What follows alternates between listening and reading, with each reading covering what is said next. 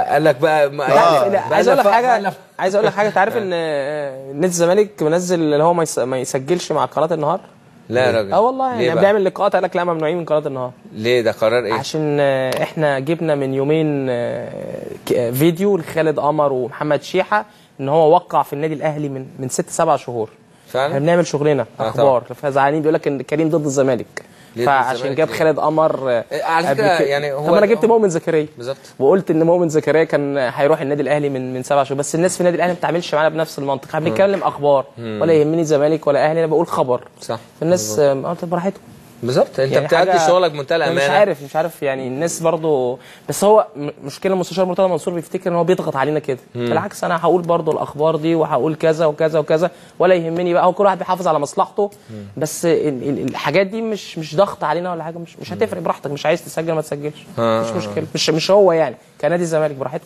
انا فاهم بس خد بالك يعني هي النقطه كلها ان هو زي ما انت بتقول لا هو كده بيضغط علينا عشان ما نقولش الحقيقه يعني عشان نكون بنبقى نروح لطرف على حساب الطرف الاخر. انا بقول خبر الخبر ده يضر الاهلي يضر الزمالك مش قصتي بالزبط. لكن دي حاجه حصلت معايا وانفراد ليا فلازم هقولها. دي امانه دي امانه يعني لازم تعمل. وبعدين في حاجه يا كريم انت ما بتقولش اخبار كاذبه. ده انا جايب بصوت والصوره. ما انا بقول لك انت بتقول خبر يعني انا لا زعلانين في نادي الزمالك قال لك ان انا كده ضد الزمالك يعني عشان ولا زمالك ولا اهلي. ما انت مالي بقى اهلي وزمالك. انت عامه كل الاخبار بتقولها هنا بشتغل في قناه الزمالك ولا بشتغل في قناه الاهلي. الأخبار هنا كلها بتقولها بمنتهى الصدق وفعلا كلها بتطلع صح حتى لو بعد فتره. انت فاهم يعني ما بتقولش خبر كاذب او حاجه غلط. لا انت بتيجي تتكلم هنا ودي فعلا. طب انا قايل ان باشيكو هيمشي بالظبط وهيروح الشباب السعودي. ايوه ما انا بقول وراح مضى في الشباب السعودي من السنه اللي فاتت. قلت ان فييرا هيروح يدرب المنتخب الكويتي بس كانت ساعتها الاستاذ ممدوح عباس ما كانش الاستاذ مرتضى منصور. بس هو الاستاذ مرتضى منصور بيتعامل باسلوب الضغط ان هو يضغط عليك ويكلم المسؤولين في القناه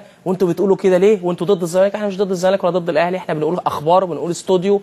مش هنستجيب لاي ضغط بصراحه. انا زعلان منه ان هو بدا يعمل حاجات يعني ايه ضغط غير رياضي. يعني انا بقولها هو بنتقده على الهوا بقول له انت يا استاذ مرتضى بتعمل حاجات يعني ايه تخلي الواحد ما يبقاش في صفك يبقى ضدك. وانا مش عايز ابقى ضد حد. انا بتعامل بخبر فانت بتعمل حاجات عشان تضغط والاسلوب ده ما ينفعش معانا في قناه النهار رياضه سواء بقى في الاهلي في الزمالك في اي حته. احنا هنفضل نقول اللي احنا بنقوله مقتنعين بيه والحاجات اللي بتحصل فعلا تضر بقى الزمالك تضر الاهلي تضر الجن الازرق دي مش قصتي.